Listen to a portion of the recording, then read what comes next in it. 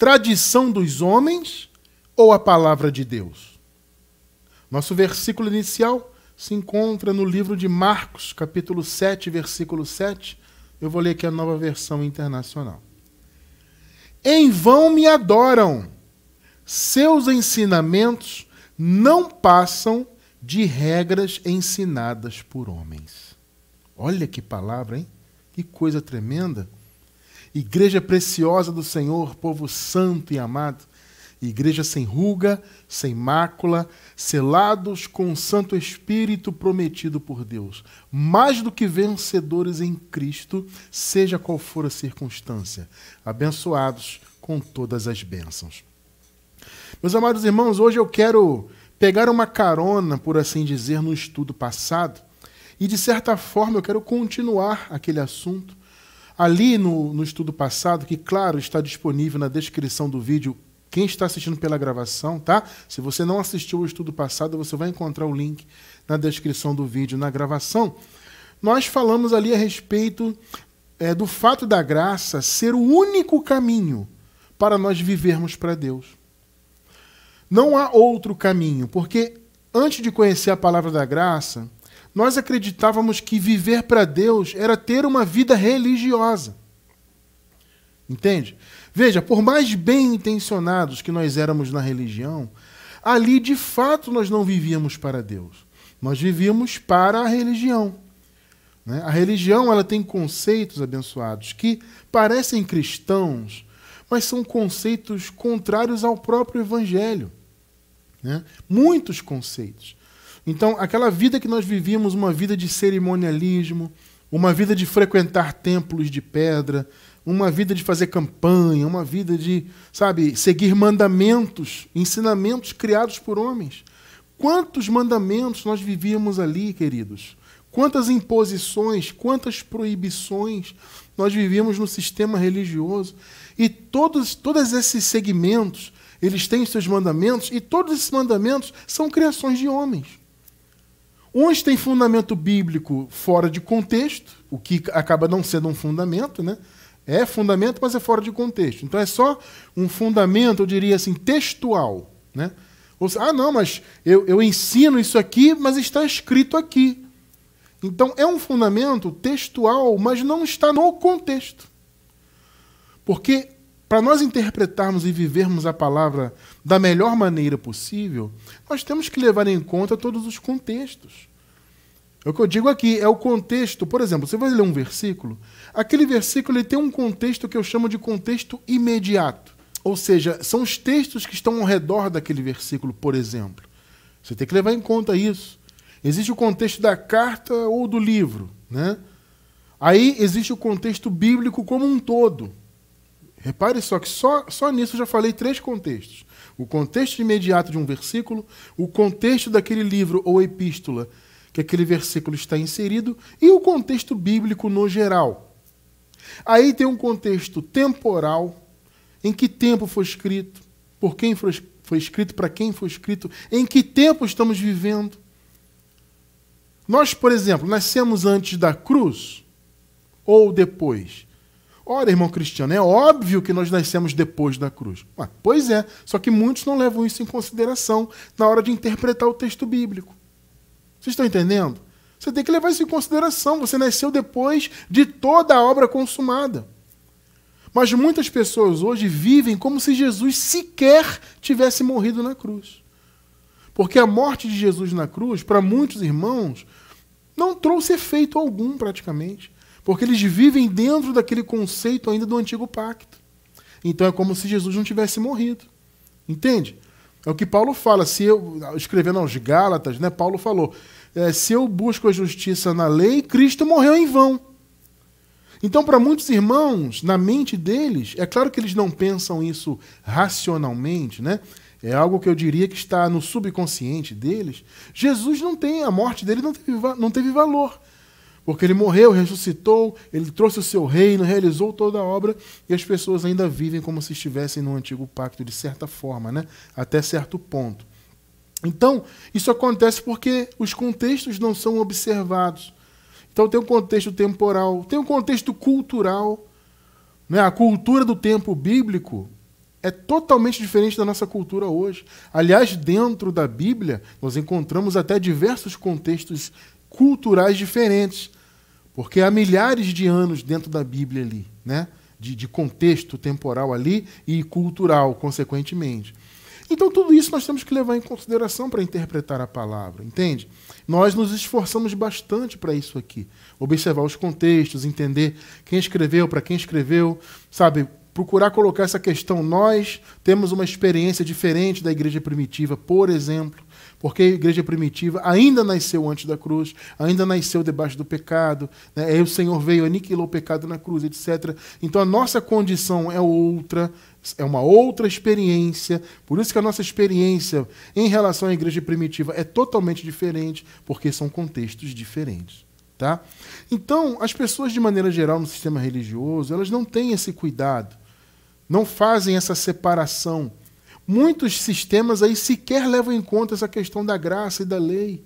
Esse ponto pouco é tocado no meio das igrejas. Eu falo porque, assim como muitos de vocês, eu passei por algumas denominações. Sabe? E eu me lembro que não havia esse cuidado, sabe, de falar da cruz e falar da divisão dos tempos, antes da cruz, depois da cruz. Não havia esse tipo de raciocínio. Pelo menos nas denominações que eu passei, não havia. Tá? Então, o que nós vivíamos ali, já que não havia a pregação do evangelho de fato, porque evangelho, amados, é o evangelho da graça. Não tem outro evangelho. Qualquer coisa fora da graça não pode ser chamada de evangelho. Então, como nós não vivíamos no evangelho, apesar de nós pensarmos que vivíamos, o que nós vivíamos no tempo da religião? Nós vivíamos tradições de homens. Basicamente era isso. E assim muitos irmãos vivem até hoje. Ah, irmão Cristiano, todas as tradições são ruins? Não necessariamente. Tá? Por exemplo, a tradição familiar. Eu considero uma coisa bacana. Ah, minha família tem a tradição de se reunir aos domingos para comer uma macarronada com a vovó, né? Juntar os netos e tudo mais. Isso é bacana, é uma tradição muito bacana, muito legal. Então, as tradições, elas não são necessariamente ruins. Agora, do ponto de vista do evangelho, a tradição dos homens é uma coisa ruim. Porque a tradição dos homens acaba afastando o povo de Deus do ideal que Deus determinou. Afasta o povo de Deus do entendimento da graça que Deus já nos deu, né? Já vivemos na graça e para sempre, porque a graça ela é eterna, ou seja, os resultados da graça são eternos. Só que muitos não sabem disso, e aí por isso aquilo que eu falei no início, vivem ainda como se estivessem no antigo pacto, como se a morte de Jesus não tivesse tido o valor que realmente teve, e tem até hoje. E muitos vivem, sabe, tateando aí, tentando agradar a Deus com obras, né, e geralmente obras da lei disfarçadas de obras da graça. Né? E assim as pessoas pensam que estão vivendo para Deus. É aquilo que nós falamos no estudo passado. Só que, na verdade, essas pessoas, assim como nós estivemos, elas vivem na tradição de homens, assim como nós vivemos no passado. E é muito interessante você observar, biblicamente, que a tradição, os ensinamentos humanos que são alheios ao Evangelho, eles fazem a pessoa ter uma vida inútil do ponto de vista espiritual. E, infelizmente, queridos, a maioria dos que se dizem cristãos, que dizem crer e servir a Deus, a maioria está levando uma vida exatamente assim.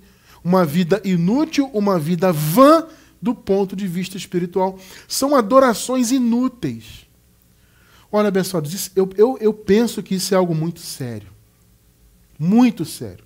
Muito importante. Sabe? Porque imagina só você ter um desempenho de adoração a Deus e aquilo ser inútil. Você se esforçar para fazer algo para adorar a Deus, para cantar uma canção, fazer uma peça teatral, sabe? Fazer uma dança. Cristiano, dança? Ué, amado, tem na palavra, as danças também são uma forma de adorar a Deus. Eu penso assim. Mesmo no antigo pacto. Sabe? Então, qualquer movimento que você faça para adorar a Deus, é muito triste você saber que aquele movimento está sendo inútil. É claro que enquanto você está na religião ali, você não sabe, né? Mas nós que estamos em graça e estamos vendo de fora, para mim, no meu caso, entristece muito o meu coração. Porque às vezes você vê lá, né, aquele templo, entre aspas, né? Eu coloco entre aspas porque o templo verdadeiramente somos nós, né? Então, esses templos de pedra eu chamo de templos entre aspas, né? Então você vê aquele templo lindo, aquela estrutura magnífica, e as pessoas ali dentro pensam que estão adorando a Deus e cantam muito bem. Às vezes você vai olhar a banda musical, tem uma técnica apurada, tocam muito bem, a cantora ou o cantor cantam muito bem, né? E tem aquele desempenho, a igreja se emociona, e chora, e bate palma, e pula. E você está de fora olhando, você que está em graça. E não é questão de se sentir superior, não, tá, gente? Pelo amor de Deus. A questão não é essa. É só uma questão de diferença, porque nós que estamos em graça tivemos, pela misericórdia de Deus, a revelação. Não foi porque nós somos mais bonitos, mais importantes, mais filhos de Deus. Não é isso. É uma questão de oportunidade. O Senhor deu a oportunidade de nós entendermos a graça. Isso nos permite ter essa visão. Você olha de fora e vê, você pensa, puxa, aquilo ali é inútil. É uma dança linda, uma música maravilhosa, o pregador vai pregar, ele prega muito bem, assim, sabe, é uma pessoa eloquente, tem palavras boas até. Né? Se você levar para o lado da autoajuda, que muitos pregadores usam esse expediente, né, da autoajuda, ele lê um versículo, lê 2 versículos e fica 1 hora falando de autoajuda. Muitos fazem isso. Né?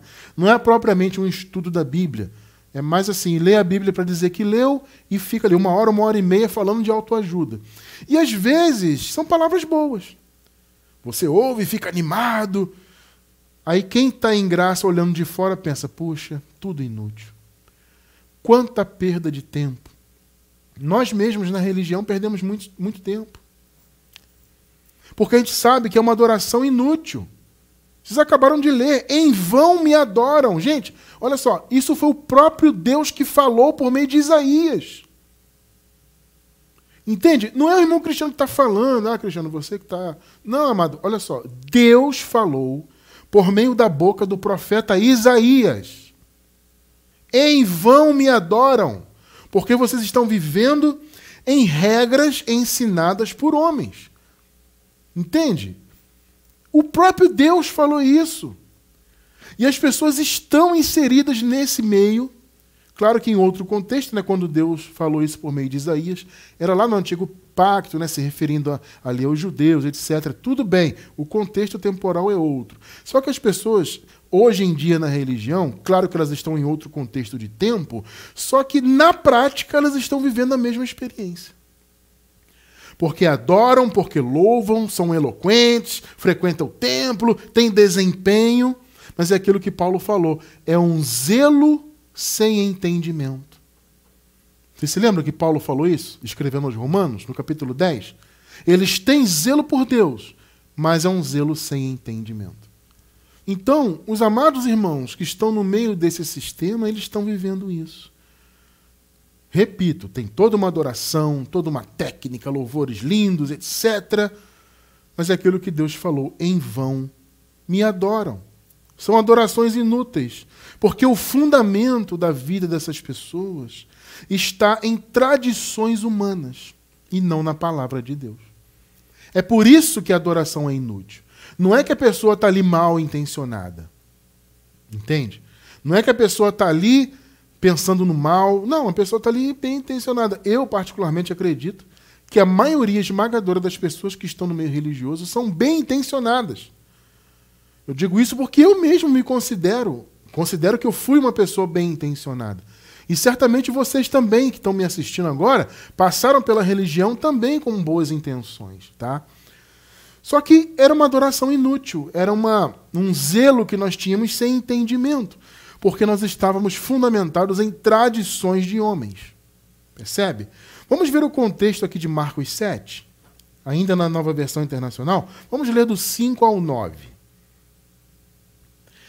Então os fariseus, olha só, e os mestres da lei perguntaram a Jesus: por que os seus discípulos não vivem de acordo, olha só, com a tradição dos líderes religiosos, em vez de comerem o alimento com as mãos impuras?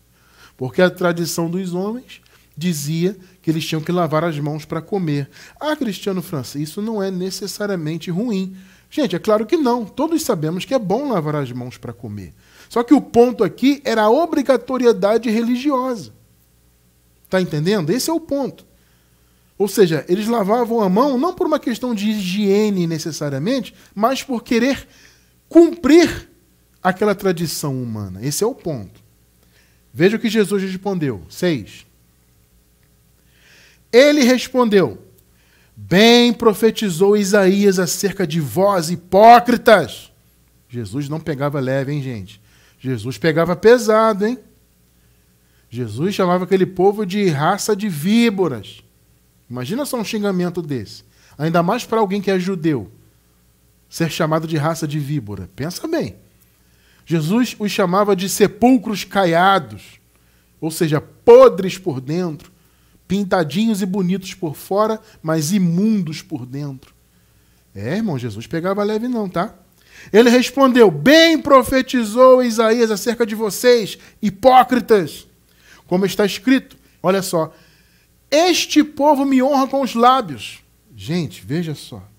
Mas o seu coração está longe de mim. O que é o coração? Coração na Bíblia é a mente, é o entendimento, é o âmago. Olha o que Jesus falou. Veja se não é um retrato do sistema religioso hoje. Este povo me honra com os lábios. E geralmente são, sabe, honrarias a Deus, louvores, canções, peças teatrais, como eu falei, e pregações, etc. Maravilhosas, né? Bem feitas e tudo mais. Mas o coração está onde? Longe de Deus. Por quê? Porque estão vivendo em tradições de homens e não na palavra. Pegou, né? 7. E aí, mais uma vez, o primeiro versículo de hoje, né? Em vão me adoram, seus ensinamentos não passam de regras ensinadas por homens. Meu amado, em vão me adoram. Ou seja, a adoração de vocês, ela pode ser linda, tecnicamente perfeita, eloquente, emocionante, mas vocês estão me adorando inutilmente. 8. Vocês negligenciam, olha só, os mandamentos de Deus e se apegam às tradições dos homens. Gente, trazendo para o contexto hoje, é exatamente o que acontece no meio da religião. Eles negligenciam o evangelho. Aqui o contexto é o mandamento de Deus, por quê? Porque aqui é uma referência à lei. Gente, aqui nesse contexto, eles estavam debaixo da lei. Você não pode ignorar o contexto, né? Só que eu estou trazendo para o contexto atual, dizendo que atualmente, apesar de o contexto temporal ser outro, na prática é a mesma coisa. Só que aqui Jesus faz uma citação do mandamento de Deus, por quê? Porque os judeus, por causa das tradições deles mesmos, eles estavam negligenciando a própria lei. Esse é o ponto aqui. Vocês negligenciam os mandamentos de Deus e se apegam às suas tradições. Ora, naquele contexto, naquela época, o que era mais importante? A lei ou as tradições dos homens? Obviamente era a lei. E hoje, o que é mais importante? A palavra do evangelho ou a tradição dos homens? A palavra do evangelho. Então vocês veem que, apesar dos contextos temporais serem diferentes, o resultado final é a mesma coisa. As experiências são semelhantes.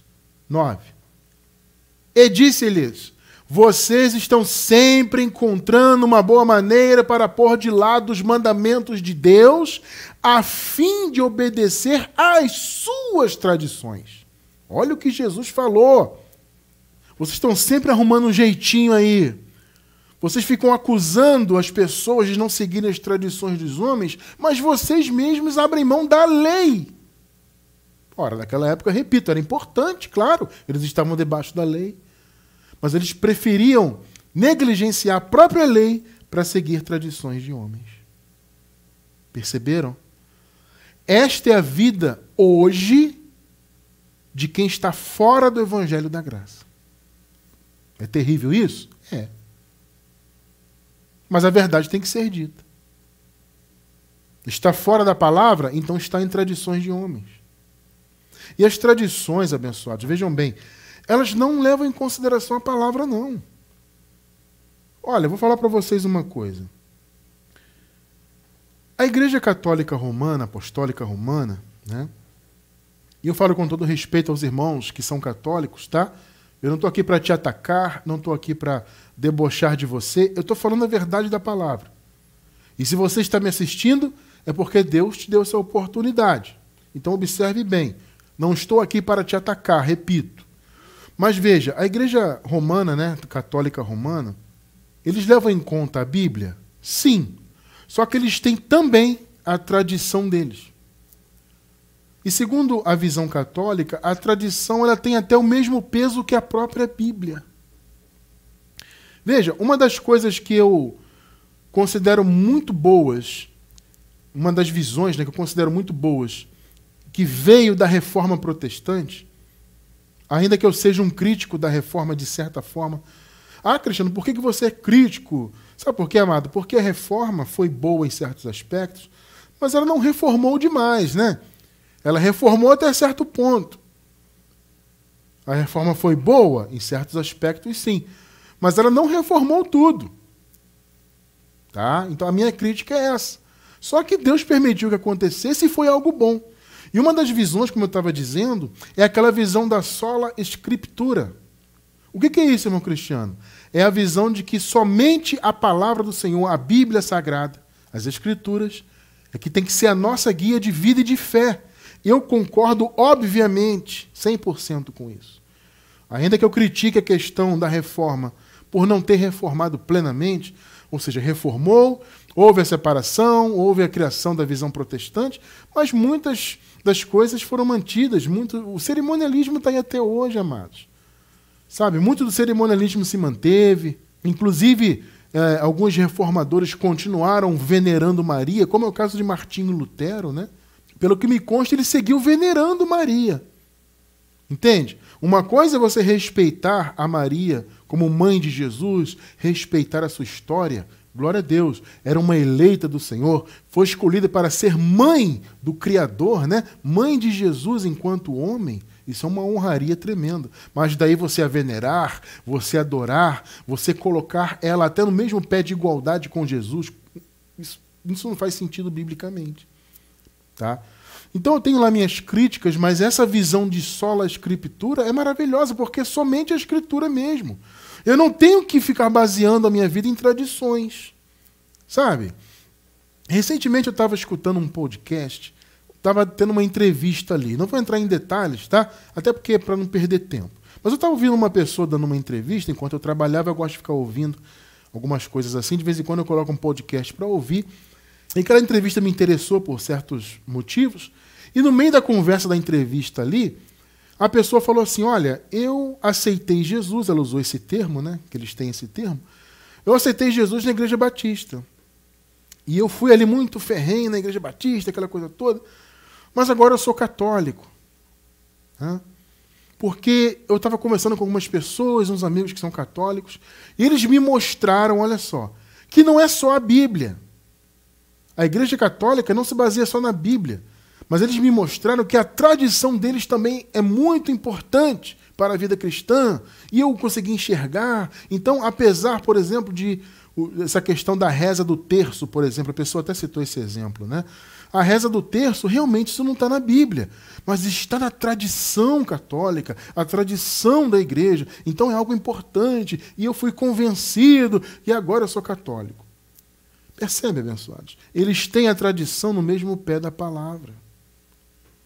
Gente, olha só, a palavra do Senhor revelada, que no caso para nós hoje sabemos é o Evangelho da Graça, é o único caminho.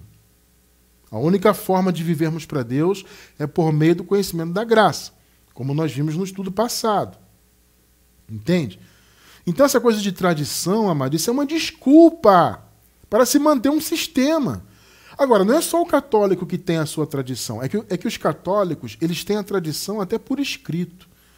Mas os protestantes, evangélicos, aí, seja qual for o segmento, também têm as suas tradições. E muitas delas negligenciam o Evangelho. Os ensinamentos negligenciam o Evangelho. Paciência, é verdade. Então as pessoas estão nesses locais com adorações, etc., mas é uma adoração inútil. É a mesma experiência que nós vemos aqui Jesus falando, quando citou Isaías, né? É a mesma experiência que se vive hoje, sabe?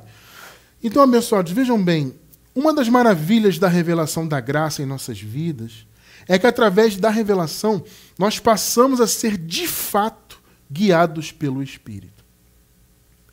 Antes, nós éramos guiados pela tradição dos homens, por mandamentos, até pela lei, de certa forma, tá? Apesar de a lei já ter sido cumprida, nós não estamos mais no tempo da lei, obviamente, tá? Jesus cumpriu a lei, pôs fim à lei, né? Porque Jesus não veio para abolir a lei, gente, ele veio para cumprir. Só que uma vez que ele cumpriu, então ele abriu o caminho da graça. Vocês estão percebendo o ponto? Ele cumpriu, então tornou a lei obsoleta. E o que veio, então, substituir a lei enquanto guia? O Espírito. É o Espírito Santo que guia o povo de Deus, não é mais mandamento da lei. Tá? E o Evangelho da Graça, então, nos faz perceber isso, abre o nosso entendimento para isso. Eu não tenho mais que viver em obras da lei, consequentemente não vivo em religião nenhuma, não vivo seguindo mandamentos de homens. Por quê? Porque eu sou guiado pelo Espírito. Romanos 8,14. Porque todos os que são guiados pelo Espírito de Deus, esses são filhos de Deus. Ó, que palavra, hein? Percebe? Uma das características dos filhos de Deus é serem guiados pelo Espírito. E nós somos guiados pelo Espírito. Louva a Deus por isso. Ou seja, irmão Cristiano, o que é ser guiado pelo Espírito? Na prática, o que significa isso? Na prática, ser guiado pelo Espírito é ser guiado pela palavra de Deus. Entende? A palavra é a espada do Espírito. Percebe? Então, é um instrumento do Espírito para guiar a nossa vida. Romanos 10:17, nova versão internacional. Esse versículo é um clássico da graça também, né? Consequentemente, a fé vem por ouvir a mensagem. A fé vem de dentro para fora. Já expliquei muitas vezes isso, né? O verbo vir aqui, no grego, ele aponta para algo que vem de dentro para fora. Ou seja, a fé, nós já nascemos com o dom da fé, porque somos filhos de Deus. Né? Então já nascemos com essa capacidade. E essa capacidade veio de dentro para fora, em outras palavras, veio do Espírito e se manifestou em nossa mente. Então a fé vem por ouvir a mensagem. E a mensagem é ouvida mediante a palavra de Cristo. Ou seja, o Evangelho. Você ouve o Evangelho da graça, e esse Evangelho maravilhoso desperta o dom da fé que estava no Espírito para se manifestar em nossas almas, em nossa mente. Entende? Então a palavra é o nosso guia. A palavra que ilumina. O que a palavra diz, você segue. Entende? Você não precisa de mandamentos engessados, sabe? Mandamentos como na lei, né? Em tábuas de pedra. E não só os mandamentos da tábua de pedra, né? Mas os mandamentos de homens também. Você não precisa disso, porque você tem a palavra, você tem o guia do Espírito, você tem a revelação. Percebe? É a revelação que te conduz. Então a palavra ilumina o caminho e você caminha ali. Salmos 119:5, outro clássico, né? Lâmpada para os meus pés é o quê? É o mandamento? Percebe? É a diretriz humana? Hein? Lâmpada para os meus pés é a tradição da minha denominação? Não, é a tua palavra. É luz para o meu caminho. Então, o que é a palavra hoje? Ah, Cristiano Francisco, isso aqui é Salmos. Salmos é Antigo Pacto. Concordo. Mas vamos contextualizar para o tempo atual. Qual é a palavra hoje? Hoje é o Evangelho da Graça. Então, o que é a luz para o meu caminho? É o Evangelho da Graça. Porque nós estamos vivendo no tempo da graça. Entenda, a graça é eterna. Os resultados da graça são eternos. Já estudamos isso aqui algumas vezes, inclusive. Tá? Eu vou deixar na descrição do vídeo algum estudo sobre isso. Sobre a eternidade da graça, tá? Enquanto pacto, enquanto doutrina. Vou deixar na descrição do vídeo pela gravação, tá? Quem está assistindo pela gravação vai encontrar na descrição do vídeo o link para você estudar um pouquinho mais. Para você não cair aí em certas conversas que estão tendo por aí, né? Ah, não tem mais graça. Se Jesus já voltou, acabou a graça. Tem esses papos furados aí. E eu não quero que os irmãos que acompanham o nosso trabalho caiam nessas mentiras, tá? A graça é eterna porque é um pacto eterno. Portanto, os resultados dela, da graça, são eternos. Tá bom? Então nós vivemos no tempo da graça plenamente estabelecida. A graça ela foi inaugurada plenamente no ano 70, na vinda de Cristo. Tá? Veja bem, o caminho foi aberto na cruz. Eu sempre explico isso. Tá? Tanto que a palavra diz na carta aos Hebreus, no capítulo 10, né, que o Senhor inaugurou, né, um novo e vivo caminho. Quando Jesus morreu, o véu do templo de Jerusalém se rasgou do alto a baixo. Isso simbolizou o quê? A abertura para o caminho da graça. Só que aquele templo ainda estava de pé. Então, a rigor, mesmo os filhos dos eleitos estavam antes do véu. Entende? Por isso que diz na carta aos Romanos que a criação e os próprios filhos de Deus, né, aguardavam com expectativa a revelação, a manifestação dos filhos de Deus. Isso aconteceu quando? Quando o templo de Jerusalém foi destruído. Então, primeiro rasgou o véu, a morte de Jesus trouxe esse símbolo. E não foi só simbólico, não. De fato, houve o véu do templo realmente se rasgou ali. Então, aquilo mostrou o quê? O caminho foi aberto, foi inaugurado. Mas ele precisa ainda ser atravessado. E foi justamente aquele período de transição, né, da ressurreição, da morte e ressurreição de Jesus até a sua vinda no ano 70. Tá? Irmão Cristiano, eu estou ouvindo você falar de ano 70, eu não estou entendendo muito bem. Eu estou novo na graça e eu ouço falar que Jesus vai voltar ainda. Muito bem. Você quer entender essa visão? E ele é muito importante. Tá? Essa visão é importantíssima para você entender o Evangelho da Graça. Vou deixar na descrição do vídeo também o link da nossa playlist de escatologia consumada, para você entender essa questão do ano 70. Tá? Obviamente, hoje eu não tenho tempo hábil para explicar isso, mas estude aí, nós temos muitos estudos que explicam esse ponto. Então, nós vivemos num tempo de tudo estabelecido. Então, o caminho foi inaugurado na cruz e as portas à graça foram abertas definitivamente com a queda do templo. Então, nós vivemos nesse período da graça plenamente estabelecido. Tá? E qual é, então, a luz para o meu caminho hoje? É a palavra da graça. No Antigo Pacto era a lei era o guia, só que agora é a palavra da graça. Percebe? Então, nessa nova aliança, o Evangelho da Graça é a luz para o nosso caminho, é a lâmpada para os nossos pés. O apóstolo Paulo foi o precursor dessa palavra. Ele foi separado pelo próprio Deus para obter esta revelação. Foi dado para ele e unicamente para ele. Tá? Se outros souberam do Evangelho da Graça, ouviram através de Paulo. Entende? O chamado foi dele.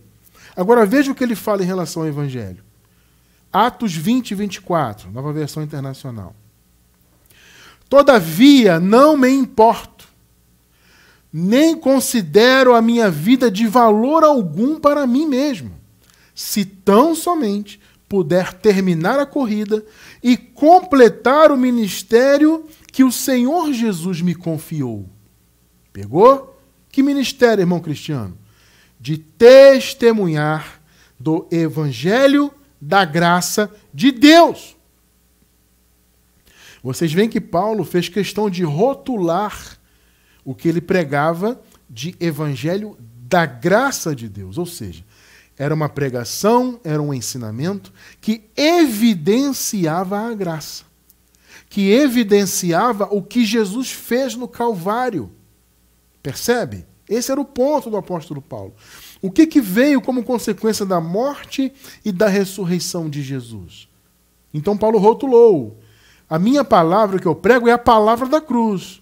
Olha, eu não prego sobre a história de Jesus de Nazaré, eu não prego sobre os milagres que Jesus fez antes da cruz, ainda que isso, né, claro, foi algo maravilhoso, fez parte da obra de Deus, etc. Mas o meu ponto é a cruz. Por isso que Paulo também chama o evangelho que ele pregava de evangelho de palavra, né, da cruz. Então Paulo pregava o evangelho da graça. Agora veja, 1 Tessalonicenses, primeira carta aos Tessalonicenses, capítulo 2, versículo 13. Observe bem. Também agradecemos a Deus sem cessar, pois, ao receberem de nossa parte a palavra de Deus, vocês a receberam não como palavra de homens, pegou? Mas segundo verdadeiramente é, como palavra de Deus. Percebeu aqui? Tessalonicenses, eu preguei para vocês o Evangelho da Graça. E vocês receberam o Evangelho da Graça como ele verdadeiramente é. Ou seja, não é uma palavra de homens, é a palavra de Deus. E ela atua com eficácia em vocês, os que creem. Perceberam o que Paulo pregava? Ele falou, o meu chamado é testemunhar o Evangelho da Graça. E o que ele disse aos Tessalonicenses? Eu preguei para vocês a palavra de Deus, e vocês não a receberam como se fosse uma palavra de homens, mas como de fato ela é. Vocês a receberam como palavra de Deus. Pegou? O Evangelho da Graça é a palavra de Deus, neste contexto que nós vivemos atualmente. Percebe? Então, abençoados, o caminho onde nós somos guiados é a palavra de Deus. Percebe? O Evangelho da Graça é o nosso guia, é a nossa luz, é um instrumento do Espírito Santo para nos guiar. Eu não preciso de mandamentos, eu não preciso viver tradições de homens. Tá? Não precisamos disso.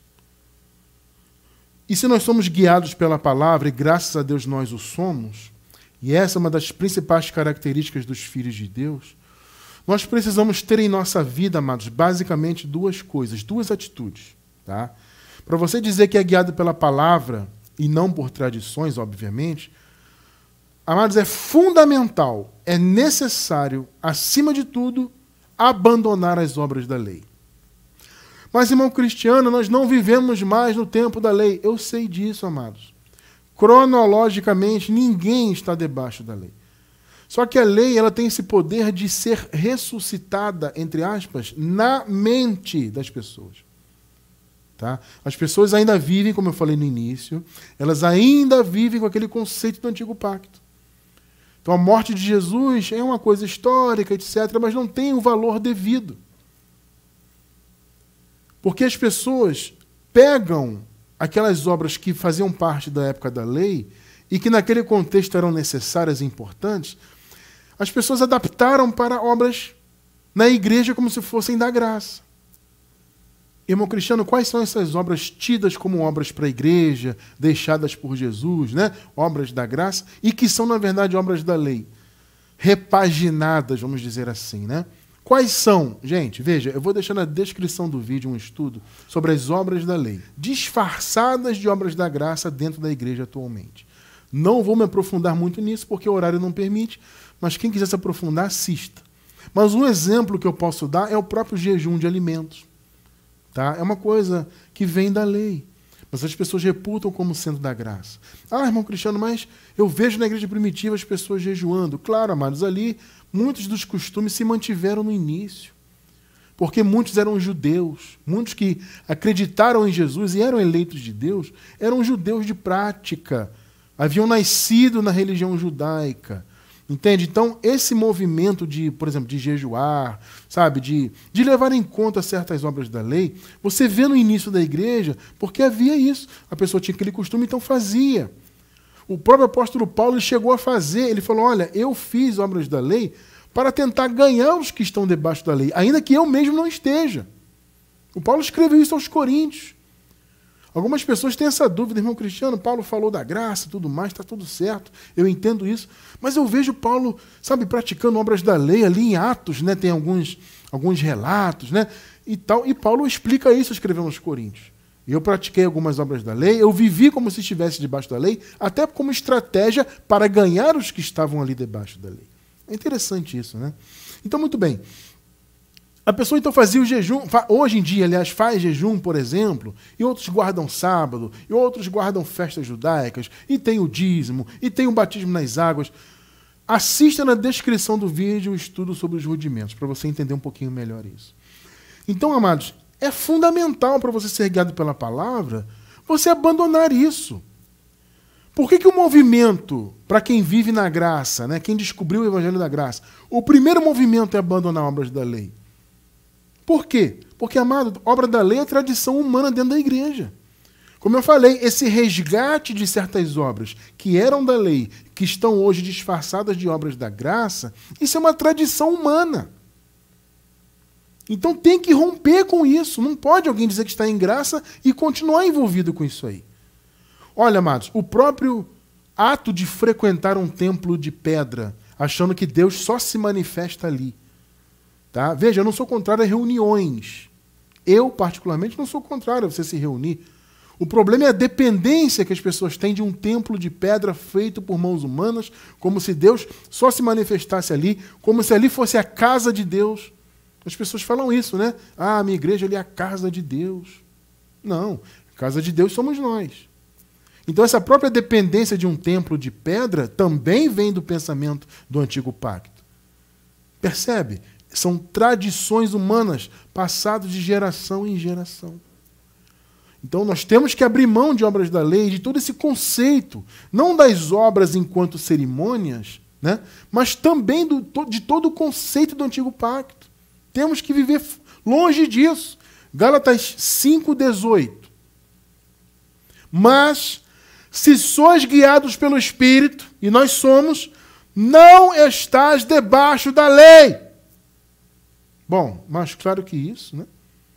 Acho que eu não tenho que explicar isso, é muito óbvio. E eu digo, não, ninguém está debaixo da lei cronologicamente. Mas aqui, o estar debaixo da lei que Paulo cita é estar mentalmente.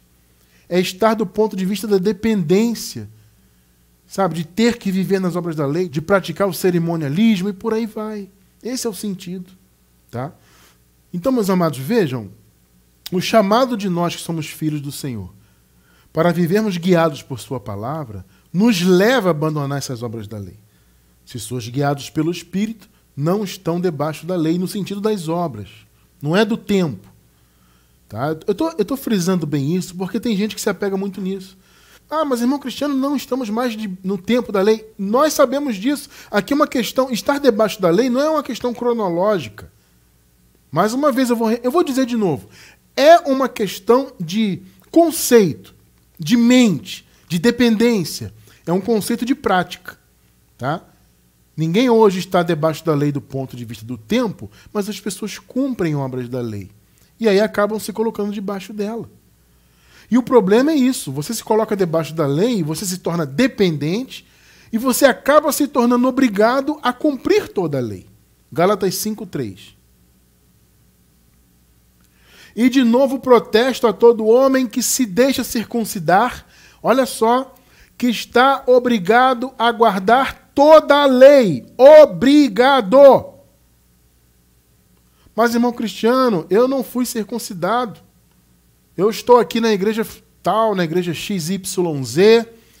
Aqui tem algumas obras aí que realmente são obras da lei, disfarçadas de obras da graça, mas eu não fui circuncidado. Ah, tudo bem. Mas você pode substituir, eu sempre digo isso, né? Substitua a circuncisão aqui por qualquer outra obra da lei. E de novo protesto a todo homem que se deixa jejuar, que está obrigado a guardar toda a lei. E por aí vai. Troque a circuncisão por qualquer cerimônia da lei. Está obrigado a guardar toda ela. E aí, como ninguém consegue cumprir a lei de verdade, então acaba se colocando debaixo de maldição. E aí afeta a sua vida diária. Entende? Vai afetar, obviamente, o seu galardão, né? Afeta a sua vida em termos de você viver com a consciência pesada, porque a lei, os mandamentos de homens, né? Isso traz má consciência. Então as pessoas na religião, e eu digo isso pela minha experiência, né? Eu já falei isso várias vezes, inclusive, de ter a má consciência, apesar de eu ter um desempenho religioso considerado bom. Eu considero que eu tinha um bom desempenho, né? Era muito envolvido, era muito preocupado e fazia tudo ali, sabe? Me envolvia, enfim. Né? Então eu considero o meu desempenho religioso, eu era praticamente um fariseu, por assim dizer, entre aspas, né? Porque eu estava ali, sempre ali. E ainda assim a minha consciência era pesada. Ainda assim eu achava que estava em pecado. Ainda assim eu achava que se Jesus voltasse no futuro, eu ficaria. Entende? Consequência de se viver em tradições de homens. Não tem jeito, abençoado, abençoada. Ou nós vivemos na tradição dos homens ou na palavra. Tá? Então, quem é guiado pela palavra, antes de tudo, deve abrir mão de obras da lei. É um movimento até natural, né? A revelação da graça chega, a sua mente é aberta e logo você quer abrir mão dessas obras da lei. Por isso que é importante, inclusive, você conhecer esse ponto, né? Por isso que eu vou deixar o estudo na descrição aí.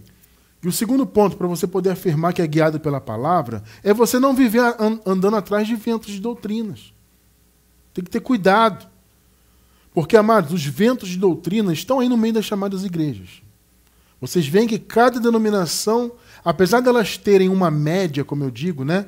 Assim, elas em média se parecem, né? Porque elas têm mais ou menos as mesmas cerimônias, mais ou menos os mesmos mandamentos, mas é claro que há diferença de doutrina, etc. E cada placa denominacional tem a sua verdade. Vocês percebem isso? São ventos de doutrina, espalhados por aí. São sopros de doutrinas, né? Espalhados por aí. E até no meio da dita graça tem isso. Tem muita gente que diz pregar a graça também que está cheio de vento de doutrina. Irmão Cristiano, como é que eu posso ter certeza que eu não estou num vento de doutrina? Se você está na palavra. Está escrito, texto, contexto, bonitinho? Amém. Agora não está, aí é invencionice. Tem muita gente inventando história aí. Existe um segmento da graça aí que praticamente virou um ateísmo. Sabe? Cuidado com isso aí, abençoados. São ventos de doutrina. Fiquemos na palavra. Efésios 4,14. Aqui no contexto diz, né, que Deus deu dons aos homens para que houvesse a edificação da igreja. A fim de quê? Para não sermos mais meninos inconstantes. Ou seja, a igreja tem que ser edificada pela palavra para não ser mais infantil espiritualmente, né? Levados em roda por todo vento de doutrina. Pegou? Pelo engano dos homens que com astúcia enganam fraudulosamente. Percebeu o ponto? Viu a importância de você estar na palavra? Meu irmão. Se você está na palavra, está escrito, o contexto está certo. Está de acordo com a graça, o evangelho genuíno da graça. Então eu recebo e eu vivo. Não está? Estou fora. Pode até parecer certo, porque o sofisma ele é isso, né? O sofisma ele é uma mentira, é um engano, que ele tem uma aparência de verdade. Então você ouve, puxa, isso faz sentido, realmente, poxa, tal. Só que o fundamento é fraco, o fundamento não suporta. Entende? Porque é falho. A verdade não, ela tem um fundamento firme. Ela nunca é destruída. Mas o sofisma não. Ele parece verdadeiro, você ouve, faz sentido, hein? Realmente, eu li aqui no versículo e tal. Mas aí você se aprofunda um pouquinho, você vai um pouquinho mais fundo no estudo, pesquisa um pouquinho mais, você, opa, isso não tem fundamento. Parece verdade, mas não é a verdade. Tem que ter cuidado com isso. Quem é guiado pela palavra abandona obras da lei, não só no sentido das cerimônias, mas no sentido de todo o conceito do Antigo Pacto. E também não vive atrás de ventos de doutrina. Uma vez que a graça lhe foi revelada, você fica na graça dentro da palavra.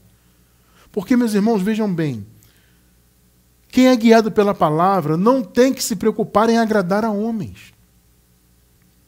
Ah, irmão Cristiano, poxa, por que você não prega isso? Você podia inserir isso aqui na sua doutrina para atrair mais as pessoas? Eu não estou aqui para agradar a homens. Olha, muitos anos atrás, uma pessoa falou assim para mim, Cristiano França, você podia falar da Santa Ceia para atrair mais pessoas. Olha só o conselho, isso já tem muitos anos. Porque a gente sabe que a Santa Ceia é uma coisa assim que não tem a ver mesmo com a graça, eu entendo isso, mas ela atrai as pessoas se sentem bem, sabe? Eu falei, o quê? Porque tem que agradar. Eu falei, não, amado, a gente não tem que agradar ninguém, não. Estão falando mal da gente porque a gente não toma Santa Ceia? Paciência, deixa eu falar. Nós não estamos aqui para agradar homens, é simples assim. porque somos guiados pela palavra, não por tradições de homens. Gálatas 1:10. Pois busco eu agora o favor dos homens ou o favor de Deus? Olha só. Ou procuro agradar aos homens? Ora, se você vive na tradição dos homens, claro que você vai agradar os homens. Percebeu o ponto? Só que nós não temos que agradar a homens. Se estivesse ainda agradando aos homens, não seria servo de Cristo. Meu irmão, minha irmã, ou você é servo de Cristo, ou você agrada aos homens. As duas coisas são incompatíveis. Pegou? Quer agradar aos homens? Ande na tradição dos homens. Vai frequentar templo, vai fazer cerimônia, vai receber abracinho, tapinha nas costas, sabe? E felicitações, e vai ser chamado de irmão, vai receber paz do Senhor. Isso é tradição de homens. Alguns querem viver nisso. Paciência. Agora, quem conhece a graça, duvido que vai querer viver nisso. Porque quem conhece o Evangelho deixa de ser guiado por tradições e passa a ser guiado pela palavra. Então, se eu estivesse ainda agradando aos homens, não seria servo de Cristo. Essa palavra não serve só para o Paulo, não. É para todos nós. Então, meus amados, sigamos firmes nesse nosso propósito que Deus nos deu. De sermos guiados pela palavra. Não nos preocuparmos com tradições. Não nos preocuparmos se estamos agradando A ou B. Não se preocupe com isso, amado. Preocupe-se em agradar a Deus. A Deus. Ele sim tem que ser agradado, percebe? Eu quero encerrar com Gálatas capítulo 1, versículos 8 e 9. Observe que nós lemos agora o 10. O versículo 10, onde Paulo falou, se eu ainda estivesse agradando aos homens, não seria servo de Cristo. Agora vamos ler o contexto, 8 e 9? Mas, ainda que nós mesmos, ou um anjo do céu, vos pregasse outro evangelho, além do que já vos pregamos. Amados, o que nós vimos na metade do estudo? Que Paulo pregava o evangelho da graça. E Paulo falou, o evangelho da graça é a palavra de Deus. Vocês não viram comigo isso aí? Pois é. Então, se alguém pregasse outro evangelho além da graça, tá? Seja o quê? Anátema. Anátema é maldito, amaldiçoado. Amaldiçoem, em outras palavras, Paulo está dizendo isso. Amaldiçoem qualquer outro evangelho, entre aspas, porque na verdade não é evangelho, né? Além da graça que vocês receberam. Porque Paulo deixa claro que eles, os Gálatas, foram criados em graça. Só que estavam dando ouvidos a tradições de homens, dando ouvidos aos judaizantes, voltando, andando para trás e vivendo em obras da lei. E Paulo falou, ainda que nós mesmos ou um anjo do céu vos pregasse outro evangelho, além do que já vos pregamos, obviamente foi o evangelho da graça, seja anátema.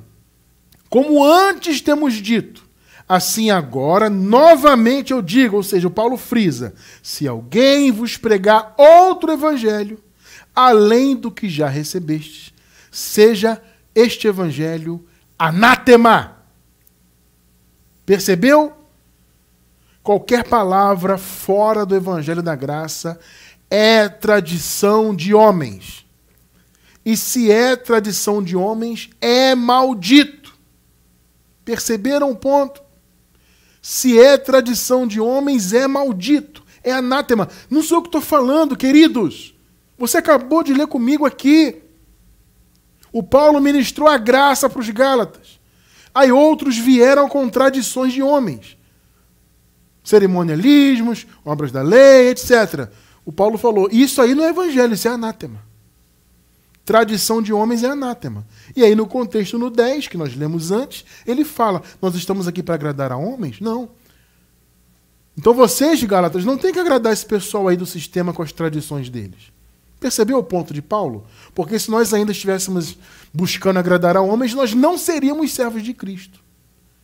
Aqui, em graça, nós somos e vamos sempre querer ser servos de Cristo. Agradar a Cristo e viver na palavra de Cristo. E dizer não às tradições dos homens. Esse é o ponto de hoje. Viver a graça é o único caminho para viver para Deus, como nós vimos na semana passada. E hoje, concluindo o raciocínio, nós estamos afirmando: tradições de homens são contrárias à palavra de Deus. Ou você vive uma coisa, ou você vive na outra. Não dá para viver nas duas ao mesmo tempo.